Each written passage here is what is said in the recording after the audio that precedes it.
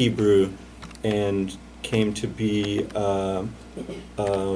interested in the sacred texts of Judaism and also Christianity, but also the ancient Greek world, ancient Roman world.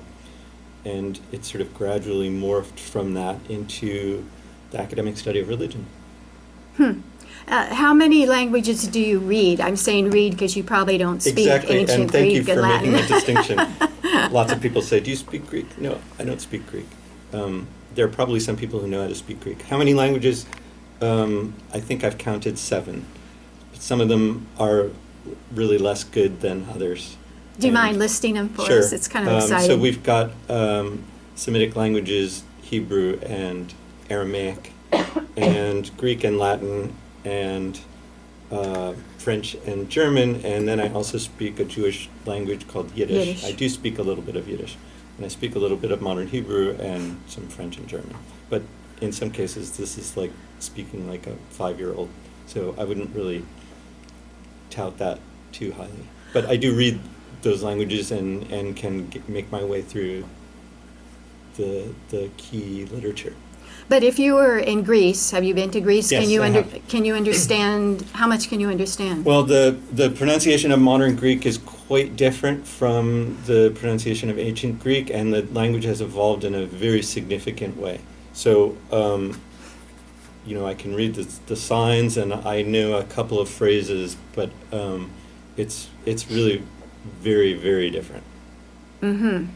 And do you dream always in English, or do you find they pop up in other languages? The dream question. I'm not fluent enough in the reading of Greek or Latin to find that those words or those texts are dominating my dreams. I don't really know what I dream about, frankly, but.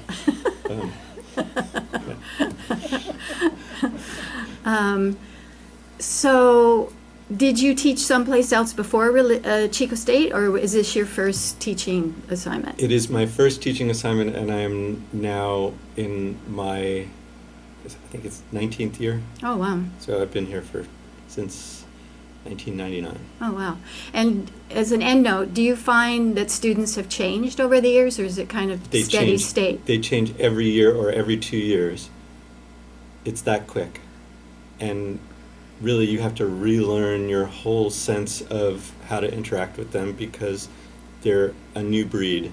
And they have, I was asking students the other day just to come in my humanities class, which I also teach, to come up with a concept of a canonical text, something that everyone has. In my generation, it might be TV programs like, oh, I don't know, Gilligan's Island or I Dream of Jeannie or, you know, The Partridge Family or something like that. They had nothing. There was no music, no TV programs, no movies, nothing that they all had, that they all shared, that they could come up with, except for one thing, which was SpongeBob. And so, I mean, it's kind of limited to make an analogy from, you know, a cartoon that they only watch as kids to canonical text, and to try to break ground, you know, have some shared conversation. But there are no movies that they've all seen. A good number have seen a Star Wars movie, and a good number might have read a Harry Potter book, but even that is a little bit outlandish for some of them who put it in a category of things I won't do, like, you know, Game of Thrones, or things that they consider what other people do. So, and the internet makes it so that they can have specialized interests, and there's no 3 TV channels that everyone tunes into anymore. Right. So I'm not surprised on some level. Right.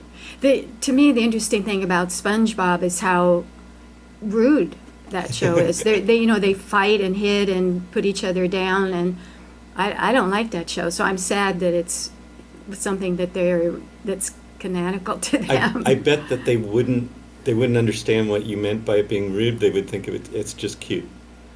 So because they were raised maybe on it. Cheeky, right?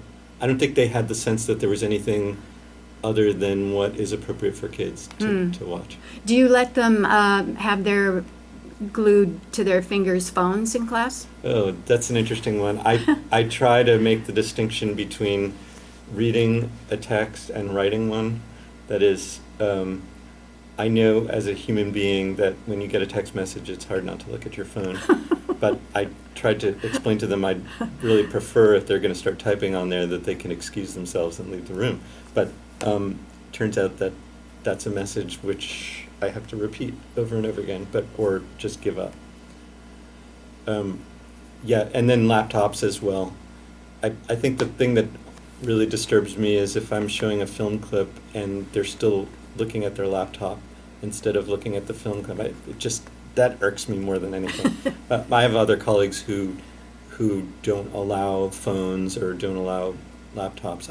I just have so many texts now that are online, and so that we can reduce the cost of the textbooks, and I'm asking them to look at them in class. So I don't. Right. I really have no problem with them theoretically looking at their computer, because they could be looking at the text. I'm not under the illusion that they're only looking at the text. I saw a video of a college in the Midwest, a big lecture hall, with the graduated seats, and you could see on the screens solitaire, Instagram, they were all kinds solitaire, because I do that too when I'm watching TV or something. It's like a nervous tick, like to have something to distract yourself. I wouldn't mind that. But yes, surfing the net and not deliberately not paying attention is painful. Okay, I'm asking about this because I've been writing books about global youth, and people say about American young people that they're fragile, anxious, depressed, fall apart at the biggest stress because they've had helicopter parents. Do you find that that's a fair statement or an unfair statement? Really interesting. The whole discourse about what the millennial generation is like is really an interesting one. I confess that I fall prey to it sometimes, characterizing the young people as being extremely different from a different generation. My slacker generation is not necessarily better or worse. Probably we do this stuff too much to characterize them, but at the same time, or to generalize, at the same time, I do see these big differences, and again, if you can't reach the students, if you can't see that there are changes going on, and that there are different kinds of attention spans and different capacities for amounts of time that can be spent on discussing a topic, or I see people when they tune out.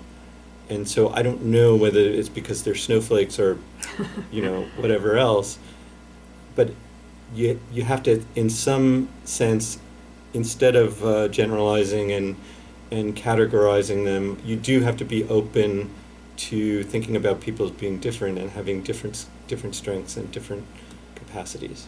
But I think the positive of all their internet access is they're empathetic, they know about world issues, they have feelings for people who are hungry and starving. Right. And they aren't judgmental in the way older ones are. They don't care if you're gay, straight, have blue hair, orange hair. They don't care. I can see that. Yeah. Yeah.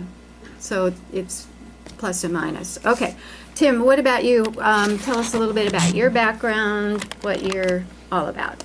Well, I don't teach college. I wish I did, though. I'm really jealous of you guys and your education. I think that's amazing. I grew up in Chico. I was born in Chico, and I went to Chico Junior High and Chico High School, and I was born to some great parents. Good. And I just, like you said, my mother taught us to pray, and my father taught us to pray, and my grandparents taught us to pray, because it was really important to them. And I think at a certain point, I decided that it wasn't very fun, and I didn't really like it very much, but I still attended church with my family and went through the motions, but I wasn't really feeling it. What church is this? I belong to the Church of Jesus Christ of Latter-day Saints. What? Just as a note, why is it called Mormons rather than LDS? Well, let's see. LDS would stand for Latter-day Saints, and Mormon would refer to the Book of Mormon, which is a book that we use in addition to the Old Testament and the New Testament. So you were at church and feeling like you weren't wildly enthused? Well, teenage brains that don't function well and things like that. I just, for whatever reason, my mother had a stroke, and I felt a little bit bitter, maybe towards God, and she had 6 children, and it just didn't seem fair to me that she should have to suffer when she was such a good person. And it was difficult for my father to raise us, I think, alone, and his mother came to help, but it was just a tough time. We lived up in the mountains, actually, up in Forest Ranch, and just things just seemed kind of dark without my mother. I just remember crying myself to sleep. Sure. Without my mom being who she was. Sure. And she survived the stroke. she survived, and she relearned to walk and relearned to talk and relearned to drive, but she never got full motion back, and her brain was different. It just didn't function the same. She became really emotional at the drop of a hat. She would cry for no reason. She would come up with memories of things that hadn't occurred, but in spite of that, she was a very happy person. She did a lot of humanitarian service for people. She would send these hygiene kits to Ecuador, just always busy, kept herself happy. And she was a good example. But despite me turning rapidly into a rotten kid, she was always there and kind to me. And anyway. I can't imagine you as rotten. Well. You mean rebellious? Sure. And time came, and my friends started talking, maybe in sophomore in high school, junior in high school, my friends started talking about what they believed. Do you believe in God? Do you not believe in God? And we really started to think about these things, my group of friends, and I thought to myself, well, if I really think about it, I do believe in God. And then I thought, what does that mean for me in my behavior? What do I have to do if I want to put myself kind of in harmony with my belief? And I really had to think about it, and I was writing in a journal, and I thought, maybe that's not enough to organize my thoughts. Maybe I should try prayer. And I remember one day I thought, how do I pray for myself? It's not a typical grace for Thanksgiving, the rote prayer that you might learn. And I came up with like 10 seconds of prayer, kind of, if you're there, I need some help. I'd like to know if you're there. And then I felt like I should offer some more, and I will do whatever you want, so just tell me. And I remember standing up, and I just felt this light within me, like, there's hope, everything's going to be okay. And so that was kind of the beginning of my journey. You were roughly 16? 16, 17. 17, yeah. And so then that got you involved in the church? It did, slowly, yes. I never stopped going with my parents to church, but I really started to think about it. I went to the neighborhood church, and I went to the Catholic church, and I went to the synagogue, and I went to just numerous people. I went with my friends. I said, you want to go to church? I'll go with you. Yeah. And I liked them all. So what made you decide to commit to a 2-year mission in Barcelona? Barcelona. Right. Well, it depends if you're saying it in Catalan, then it would be with the Barcelona, or if you're saying it in Castellano, then it's Barcelona. Okay. So one day I remember I had buried the scriptures underneath some clothes in a closet because I just didn't want the conscience to think about it. I didn't want to have to feel like it was just kind of this pressure, I think, maybe, that we were supposed to live by these rules, and I just didn't want to, but it was kind of calling at me, maybe like the One Ring in the Lord of the Rings. But I finally reached for it, and I read it for a couple hours, and I thought, wow, if they'll let me go on a mission, I'll go. And that was pretty much it one day, and I never told anybody, but that was the very first day of reading it that I wanted to read. And what was that like, knocking on doors and saying, can I tell you about the word God, or whatever you said? What is that like? That is awful. It is so bad. Because you're interrupting people's day, you wouldn't respond well to it, but it's just, you're kind of out of ideas. Like, how do I tell people about this? So we'd stop people on the street and try to meet their friends and just stand there in a park. We tried all kinds of things. And for the most part, you're having a great time because you're with other people that are the same age, and it's just, I don't know, it's hard to explain why it's fun, and it's difficult, really difficult. But how would you say it in a nutshell when you approach someone? I want you to think about what? Well, like when you first approach anybody? Yeah, how do you do LDS? You would just say hello. You just say hello, how are you doing? And they say, hey, I'm going to get my kids. And you say bye. And then you go to the next person. And then what if they stop and say, okay, what do you want to tell me? then you just say, okay, let's talk, and then say, and you ask them, what do they believe? And then they tell you, and then you have a discussion about it. Mm. So what do you think is the message of LDS? It's that there is a later coming of the chosen people to the new world. What's all that about? Well, so that story, so you've got the Old Testament, which ends in roughly what year would you say? 300 BC, 600 BC, somewhere in there? Well, it could be, or it could be 2nd century BC. Second century BC? Yeah, theoretically it ends in the time of Nehemiah, Ezra. Those are the last prophets. Okay. But when was it finished? Written, I would say 2nd century BC. Okay, thank you. So it's great to have a scholar with us. It is. It's wonderful, and I hope to learn tonight. Yeah. And it just right about 600 BC, so I would say that's about the time of the destruction of the Second Temple, about 600 BC. Is that roughly correct? First temple. First Temple. I believe it was King Zedekiah, maybe.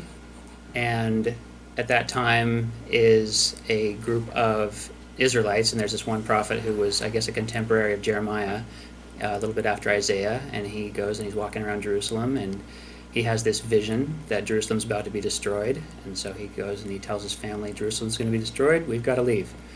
So they pack up and take off, and that is a branch off of the house of the family of Jacob of Israel, and they leave and they come to somewhere on this side of the How planet. do they get there? In a boat. They sailed from Israel through the Mediterranean. That's what I initially thought, but apparently they went the other way. It documents pretty clearly that they went down the Arabian Peninsula and across over to the Gulf of Aqaba that you would see in Lawrence of Arabia, and then from there they go the other way across the Pacific. And then where do they first land?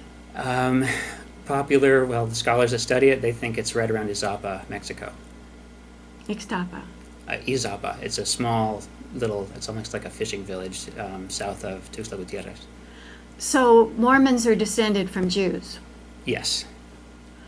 Well, yes and no. They practiced the Jewish faith, but they were actually descended from Manasseh.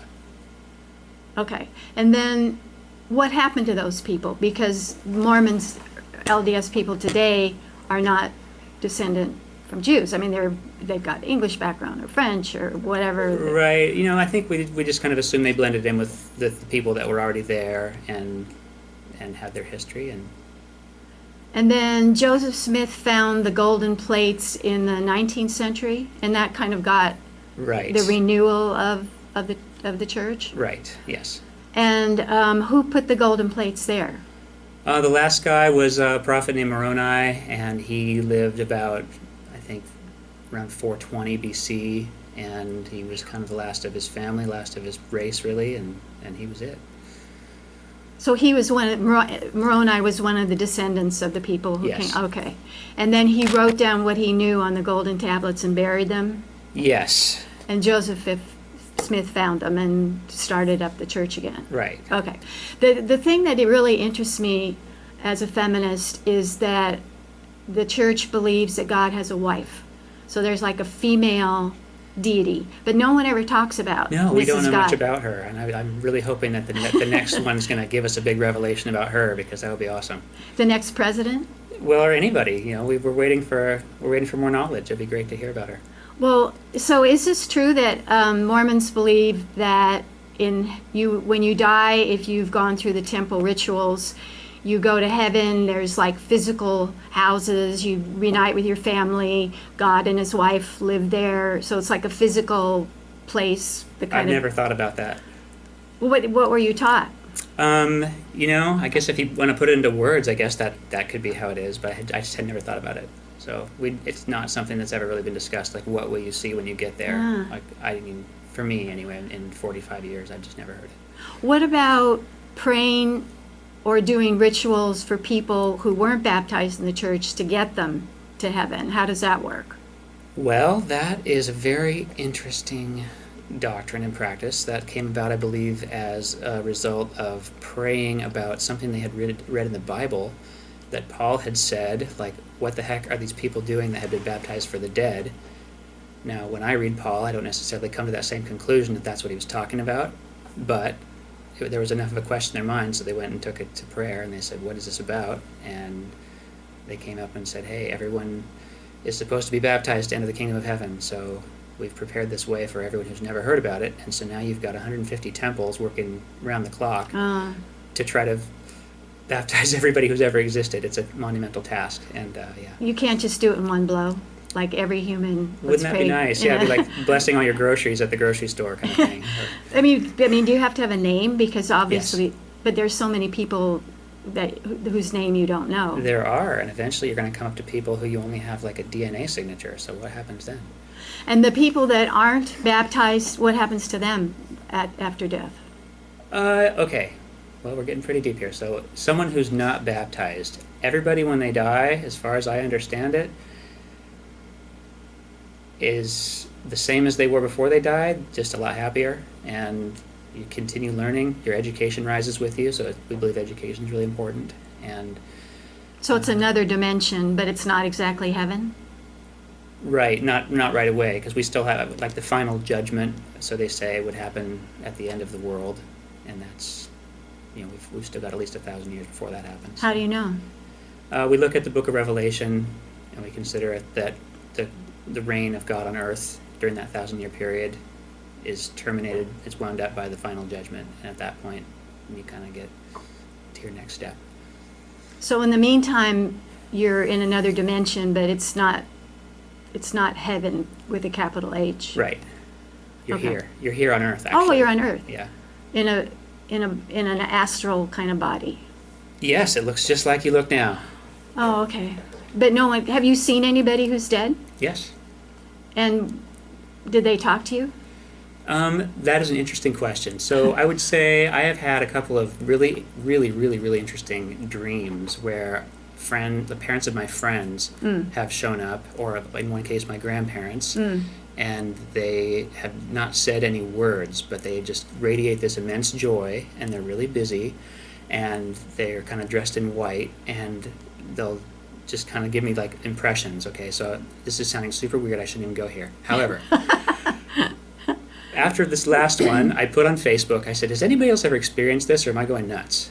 And I had all these friends who said, and they're from all over the country, just different face, and they said, yeah, you know, I was going in for surgery, and my grandma appeared at the bedside, and she'd let me know everything was going to be okay. And, you know, my mom had something like that happen where my grandpa showed up when she was having surgery. You know. So you'll have, obviously, that's not definitive proof for the world that the other dimensions exist, and this is what it's like. But for me, I think it's really interesting. If you're just joining us, you're listening to KZFR radio, and we're talking on Ask Dr. Gayle about kind of preparation for Christmas and Hanukkah. So Tim, one more question. The father, the man, is the priest of the family, and only men hold the priesthood in the church. Is there any talk? I know there's like outside of the Mormons who say, oh no, we need women to hold the priesthood. What's the status of that? The status of that is, okay, so in leadership positions in the church, the men are actually outnumbered 3-2 by women. But as you say, the priesthood we consider the priesthood to be the power of God, the power to act in God's name. And both men and women are given responsibilities under that power. And currently the men are given some of the administrative positions that typically you would think, hey, that's not fair. I'm not going to say that's going to stay the same forever. Obviously, we end up looking really backwards on a lot of progressively social issues. Because they used to not have black Americans hold the priesthood, but now they can. Yes, and it's not because we don't want it to be different or we don't want to progress. It's because the way we operate the church is that... Revelation from the president. Yes, and you have to... And there's a great biography on the president in the 60s when that was occurring, was this man named David O. McKay. Oh, yeah. And Brigham Young, for whatever reason, had eliminated the right of black African Americans, sub-Saharan Africans, to attend the temple or to receive the priesthood. We don't know why. And there was a lot of pressure in the 40s, 50s, 60s to reverse that. And we knew we looked ridiculous. But they would go in, and the way the apostles work is they say, look, Heavenly Father, we really want to know what's happening with this. When can we change it? There's like 12 apostles, yes. And then they gradually become president one after the other as they die. Right, and they would get no answer, no answer, no answer, no answer. And they were getting pretty frustrated. And then finally the day came and the answer came. He said, okay, it's now open. And so they're all crying, they're all happy. And there are other issues like that with women, LGBT, and we know we look kind of crazy, but we're waiting to see what happens. So the idea is that the apostles are the channels for communication from God, so to speak. Right. And what role does Jesus, is he like the intermediary between God, or do you pray to Jesus, or what does Jesus mean to you? You know, for a long time I thought we did not pray to Jesus, but then I found instances in the scriptures where we have prayed to Jesus, and it just depends on if he's present or not. In general, we pray to the Father, and in the name of Jesus. I don't know if that's a semantic distinction. We believe, and this is something that I never realized, but apparently the Jehovah of the Old Testament is actually Jesus. I don't know if that's a common belief. No, it's not. But that's something that we're taught, and we pray to his Father, but in his name, and then he executes his will. Jed, have you ever heard that Jehovah is related to Jesus? No, I have not. No, because Jehovah to me is a divinity, and that never had a physical form. Right? Well, yeah, I mean, it's the God of the Hebrew Bible. It's just a way of pronouncing his name, which other people pronounce differently. Yeah, exactly. But I wasn't familiar with that aspect of LDS belief that Jehovah is Jesus.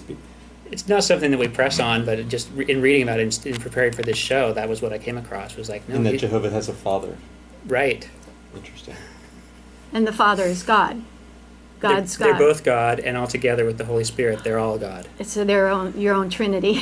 Right? I mean, that's one way to look at it. Some people say no. Some people say, I mean, to me, it's words, but There's the usual opinion about LDS is that it's non-Trinitarian. Correct, because in one of the first vision, I guess, that the boy Joseph Smith had was where he saw them standing side by side. So he's like, okay, two people. So Father and Son, but no Holy Ghost. Yeah, well, the Holy Ghost is there too, but didn't show up in a body. Because it's a ghost. Right. Okay. This is fascinating. Eileen, let's get to you. How did you happen to become a reverend? Well, I knew at the age of 6 that that's what I wanted to be. Really? Yeah. What kind of church, or what did you go to as a family? My family was Disciples of Christ, or First Christian. I was born and raised here in Chico, and so attended and baptized in the First Christian Church here. And I can remember very vividly attending Linden Elementary School, which is where the district offices for the school district are now. Oh, right. And my first grade teacher looked out and said, "Today, boys and girls, we're going to share what we want to be when we grow up." And she came to me, and now mind you, this was 1951, and there weren't a lot of female ministers at that time. And I said, still aren't. Yeah, I said I wanted to be a minister. And I stuck with that until I was probably in high school, and I was very fortunate because I had 2 parents that were very supportive of that, and people would say, "Oh, no, she's a girl, she can't do that." And my mother and dad would say, "If that's what she wants to do, that's what she can do." Well, I graduated from Chico State with a degree in recreation administration, moved to Southern California and spent 25 years in city government down in Southern California. And at various times danced in and out of, searching, did I really want to still go into ministry? Lost my job in the early 90s and thought, well, this is Spirit telling me it's time to go to seminary, and just still didn't seem right. So I came back to Chico and ultimately found the Centers for Spiritual Living, or at that time we were called the Church of Religious Science here in Chico, and I completely and totally understood why I had never become a minister up until then, and began to study for the ministry, and I've been a minister now for 13 going on 14 years. Is that your paying the bills job, or is that kind of a supplement? Well, no, I'm actually retired, but I do the ministry. I speak at various churches all over Northern California. I'm a police chaplain for the city of Chico, and that's all volunteer work. I perform marriages and ceremonies, and I'm also heavily involved in a process called creative or co-creation, in which we go into churches that are seeking their new minister and go through a process of healing and creating a covenant for their new minister. And so I teach. We're very much a teaching religion or a teaching church. So I do teaching and heavily involved in all of that. For people who don't know, the 19th century produced these new thought churches like Religious Science and Unity, and Ernest Holmes is a really foundational figure. Could you say a word about the foundational beliefs of these new thought churches? Well, I can't speak for any other New Thought church. I can tell you what we believe, and that is we believe that, for example, God is not something in the sky. God is within all of us. We are all united. We are all one. There's no separation between you and I. We have a prayer process that is five steps, where we know that God is all there is. There's unification between myself or the individual that I'm praying for. We affirm or state in positive statements what it is. We don't beseech God. We don't ask God, please do this. We know it's already done. We express gratitude and we release it, and it's a 5-step process. And Ernest Holmes was the one that created that process, or that prayer process, for us out of his study of a lot of religions in the world. In fact, one of the ways that I always explain it, Gayle, is that, I always say if you look at a quilt has a pattern to it. And each square may look the same, but it'll be different materials, different colors, and they put it together. And what Ernest Holmes did was he went in and looked at all the different spiritualities of the world, Buddhism, Hindu, Judaism, all of those great followings. And so it was like putting together the quilt, because he found the similarities between all of the religions of the world. And out of that came this positive, wonderful spirituality known as science of mind or religious science. If people are interested, his book is called Science of Mind. Correct. And that's the textbook. Yeah, it's one useful. of the books he wrote. Yeah. And then the church not only has ministers, but they have practitioners. So what does a practitioner do? A practitioner is an individual who prays for another individual. You can see a practitioner with a specific issue or concern, and they will pray with you or for you. And what kind of training do they have? Practitioners go through 4 years of an educational process, and ministers go through not only what the practitioners go through, but then additionally attend an accredited university called the Ernest Holmes School of Religious Science in various places in the United States. And that, depending upon the student, can take anywhere from 2 to up to 5 years, because most of the students that attend are going on a part-time basis on weekends. Right. And what does Jesus mean to you and to the church? Well, for me personally, it's a very personal relationship that I have with Jesus. And Ernest Holmes was very Christ-centered and taught a great deal about Christ. So don't get me. We could talk just about that for the next hour, Gayle. We need like 5 hours to get it done. We do. An evangelical Christian would say that you cannot go to heaven and be saved unless you accept Jesus Christ as your Savior. But I don't think that the Church of Religious Science or Spiritual Living Centers would say that. No, that's not something we would say. So do you believe that that Christ consciousness is like an archetype or a spiritual force, or do you think that there's a physical body that's Jesus that's helping out? Well, that's an interesting question, Gayle, because there's we all have a consciousness, and one of the things that transpires is we deeply believe that spirit or God or the divine, if we sit and are still, we always get the answer that we're seeking, because we're open to receive what Spirit is telling us or what God is saying to us. And a lot of people call it intuition, but Hunches, premonitions, but if precognition. you listen, if you're still enough in the stillness, the answers come. And Like so that. and so really, you had a question down here where you ask about, was the Pope getting direction, or LDS, president, were they all getting direction from God? And it was like, well, absolutely, we all, it's not just delegated to the Pope or to LDS president or Seventh-day Adventist. We all receive answers from the divine. Mm-hmm. What's interesting to me is I'm working on a book about visionary scientists who are studying paranormal, parapsychology, this kind of ESP, near-death experiences, and what's the foundation for that is quantum physics.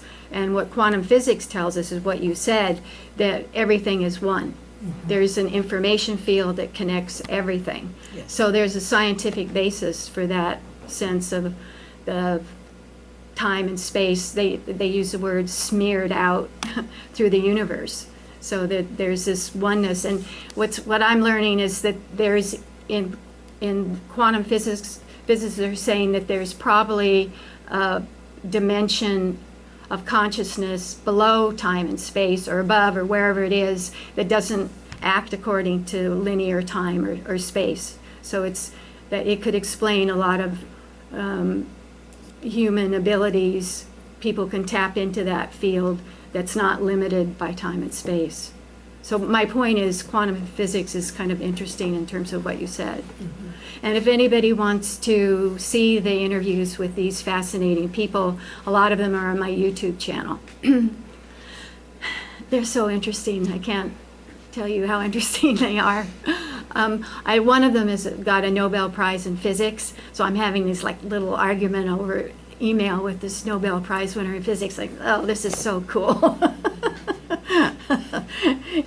He's kind of scolding me about something. It's really great. So let's thank our sponsors. And if you're just tuning in, we're getting ready for Christmas and Hanukkah.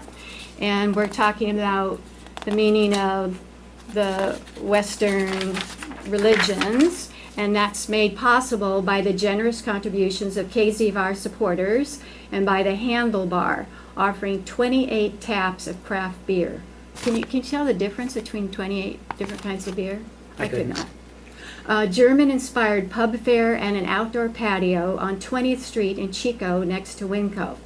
The Handlebar is open weekdays 11 a.m. to 10 p.m. until midnight on weekends. The Handlebar is a specialty beer bar for the adventurer. For more information, you can find the Handlebar on Facebook or by calling 894-BEER, of course. And Ask Dr. Gayle is made possible by Poland Cyclery, providing self-propelled transportation and non-polluting recreation. Yay! We only have 11 years to turn it around, so we need more bikes. The climate change. Pullens has been serving the Chico community since 1918. Wow, that's amazing.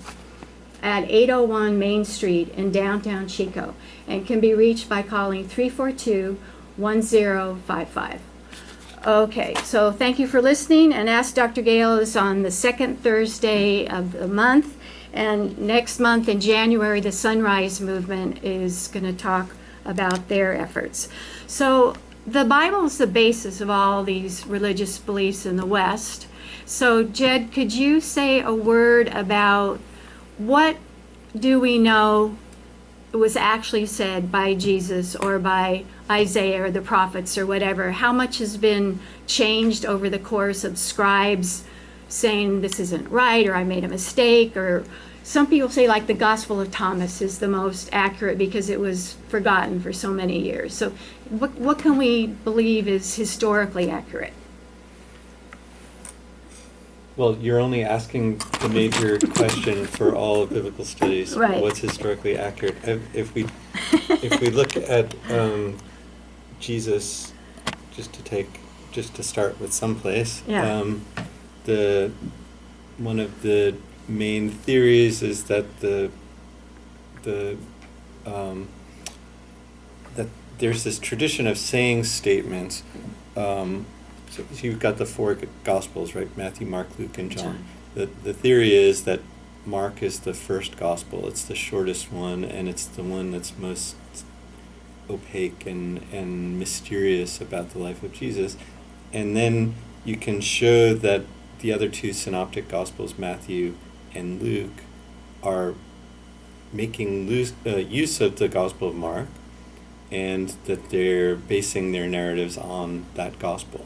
So it would stand to reason that they have their own traditions about Mark, or they're extrapolating on the basis of something that they know. So, or imagine even. The theory is that in addition to using the Gospel of Mark, they also had a saying source, that is, statements that Jesus had made. Scholars call this source Quelle, from the German word for source, or sometimes they abbreviate it as Q.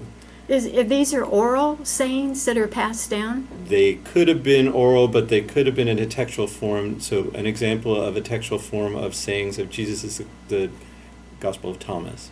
So there is a source that looks like a text of things that Jesus said with very little context in between there.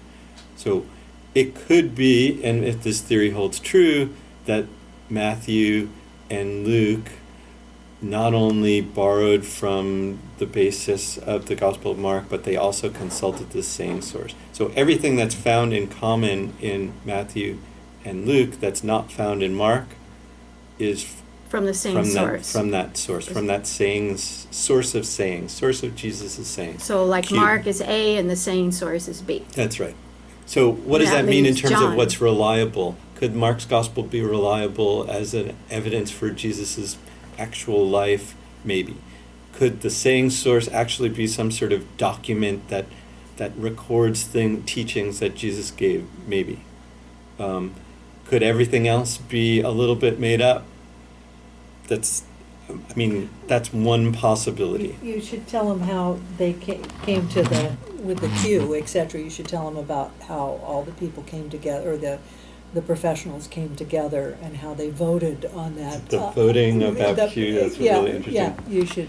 You know, Chico actually plays an interesting role in that. I didn't know that. Yeah, because Robert Funk, I think, is the one of the Jesus Seminar members had brought the Society of Biblical Literature Scholars Press to Chico. They were When publishing was this roughly? in the 70s, I think in the 70s, early 80s probably. They were behind Celestina. No, they were across the street near the church over there where Gobi's. Presbyterian Church. Yeah. No, on the other side near the parking lot. Oh, okay. Oh yeah, it used to be an Episcopal church. Now it's an That's Indian restaurant. Right. So somewhere in there, or maybe it was behind Celestina's, I can never really figure that out. There was this press, when actually there's lots of books that I use in my research that are published in Chico, oddly enough not necessarily in our library. But one of the people that was involved in that was the guy who came up with this. With the process? With the process of voting, where scholars got together and they voted, what do they think is authentic Jesus? Yeah, they had 3 different colored balls, as I recall. So throw them into a jar or something like that. Yeah, they would correct me if I'm wrong, but it was, red was definitely Jesus, gray was possibly Jesus, and black was no way. Or it was just the reverse. It's been a while since I've studied Q and the seminars, but Right. that was the process, and it was a group of around 40 professionals, wasn't it, that came together and did that process and were studying on that? I don't know the nuances of that event, but I've heard exactly what you're saying. Yeah, and so they were trying to actually go through and say, yes, Jesus did. We're pretty sure that Jesus did say this, or absolutely not, he did not say this. So it was, In some cases, they're deriving a preconceived idea of what they think Jesus would have been about and what he wasn't about. Did he teach about end of the world, end of days ideas or not? And so that would be like one of the criteria that they would use. But you didn't mention John, the book of John. So a completely different view, not one of the three synoptic gospels. So somehow has his own traditions, and from an interesting community of people that sometimes referred to as the Johannine community, that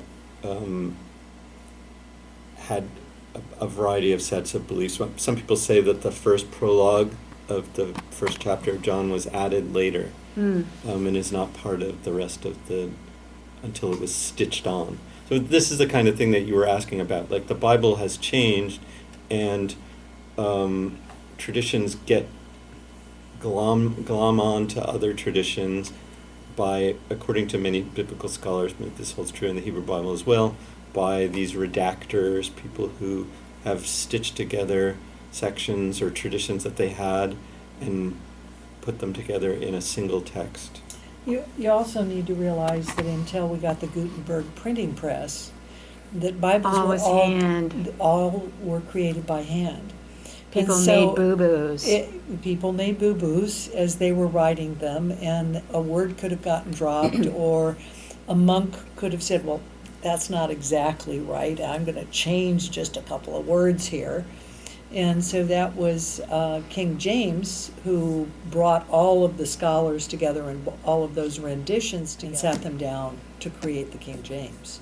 I think you brought up John also. If you ever do study any of the Nag Hammadi scrolls, if you do those, during the time of Constantine, when he called in and we had the council at Nicene, there was major discussion as to whether it should be Thomas or whether it should be John that was in the Bible. And the group consensus was John, not Thomas. Now, my question always was, well, why couldn't they have had both? But if you study Thomas and Elaine Pagel, who is out of Yale, I believe it is. Yeah, I think so. Either Yale or Harvard or Princeton, one of the big. She's quite a prolific writer. She had an excellent book that she wrote on Thomas, and gave the explanation, as to why it was not included. But Thomas has some great stuff in it, to my way of thinking. And of course, when you get into the Nag Hammadi, you also find the books that were written by the women. Like Gospel of Mary, Sophia. That's correct. Didn't she call that the Gnostic Gospels in her book, Elaine Pagel's? Yes. Yeah.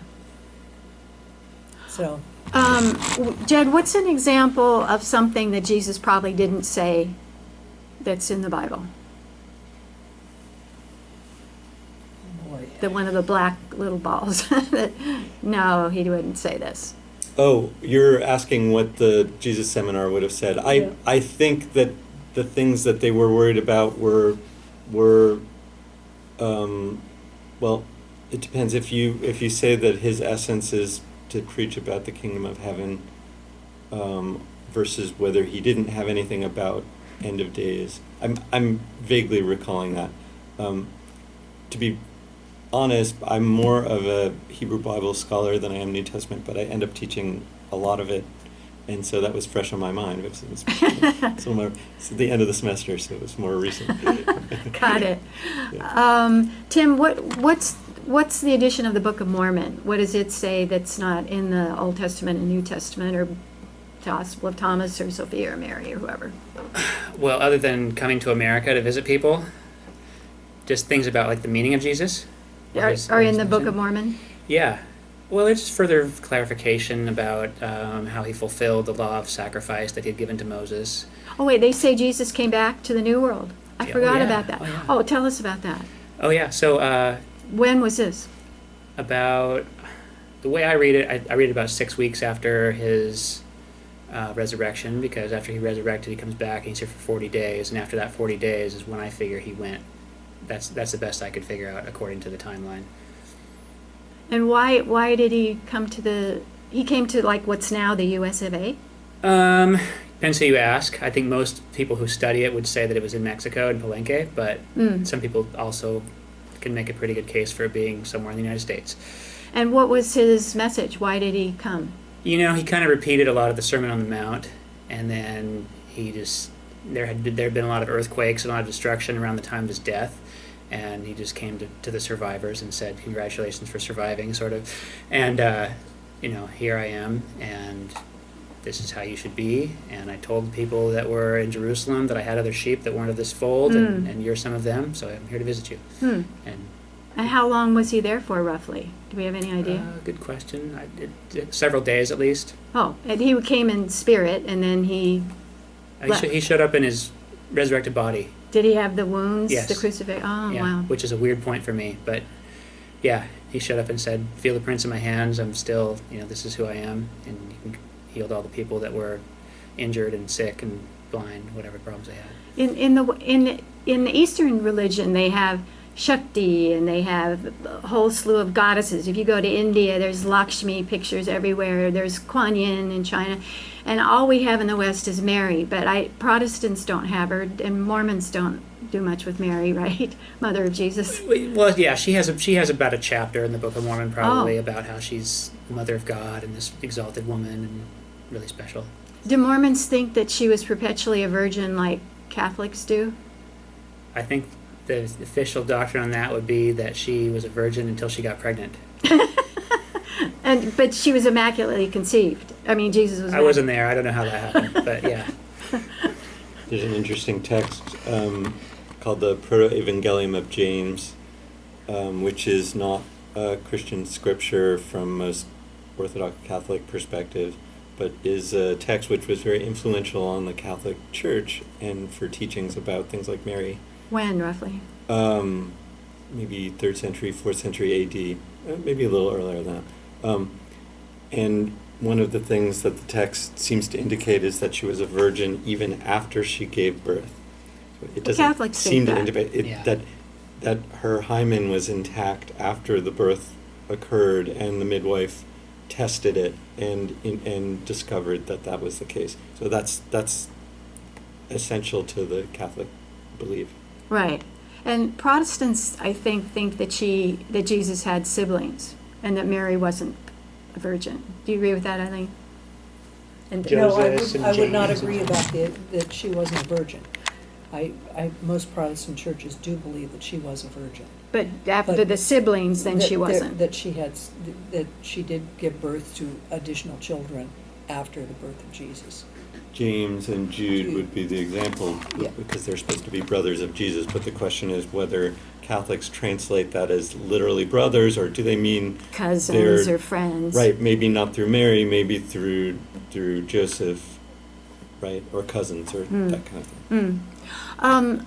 What I wanted to close with is what would you like kids to think about the holiday season? So, Jed, we're on you. What would you like kids to think about the meaning of Hanukkah, Yeah, so Christmas? I'm from a Jewish background, and that's what I mostly practice, and entirely. So the meaning of Hanukkah is kind of interesting, because Hanukkah is a holiday that's not a biblical holiday. That is, it's not found in the Bible. It refers to a period when the Greeks were ruling over the Jews in Palestine and oppressing them grievously. And so Hanukkah represents or refers to a miracle that occurred with the lamp oil lasting for Festival 8 of days Lights. instead of just one day, after the Jews had liberated the temple from its pollution by these Greek leaders. And so on one level, Hanukkah is not a really important holiday. You could say it's a minor holiday because it's not a biblical holiday, and it's not a day off like the other holidays, like Passover, like Sukkot, Yom Kippur. They all have a day off, which indicates the intensity of the Sacredness, yeah. of the day. Hanukkah is not one of those days, but at the same time, and some people have said, well, Hanukkah was really overplayed in the United States because it was a way to placate children from the appeal of Christmas and the gifts and the Christmas tree and all that other stuff. So we have a Hanukkah bush and There- dreidels. Exactly. and- So that it's definitely a child-centered holiday, not just for children by any means, but it's about the miracle. It's a holiday of food. Judaism is always about the special food that goes with the special holiday. In this case, it's fried food, fried dough, fried donuts, or fried potato. Black. These potato pancakes, which are great. Who doesn't like that? Yeah.